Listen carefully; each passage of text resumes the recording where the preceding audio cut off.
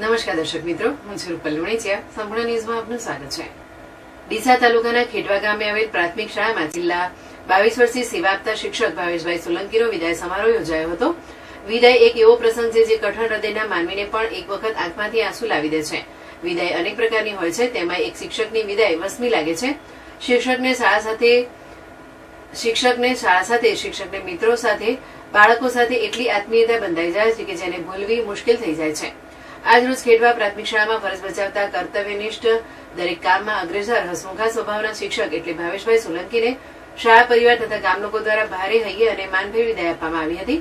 કાર્યક્રમની શરૂઆત પ્રાર્થનાથી થઈ હતી. ત્યારબાદ શાળાના શિક્ષિકા સુકેશાબેન પટેલ દ્વારા આવનાર મહેમાનોનું શાબ્દિક સ્વાગત કરવામાં આવ્યું હતું. ત્યારબાદ શાળાના બાળકો તથા શિક્ષક સ્ટાફગણ અને ભાવેશભાઈ સોલંકી સાથે વિતાવેલ સમયને યાદ કરતા આંખમાંથી અશ્રુભીની આંખો સાથે શાબ્દિક પ્રવચન કરવામાં આવ્યું હતું. ભાવેશભાઈ સોલંકી દ્વારા 22 વર્ષ સુધી સેવા આપવાથી ગ્રામજનો સાથે પણ એક પરિવાર જેવો નાતો બંધાયો હતો, જેથી કાર્યક્રમમાં મોટી સંખ્યામાં ગામ લોકો તથા ભૂતપૂર્વ વિદ્યાર્થીઓ હાજર રહ્યા હતા.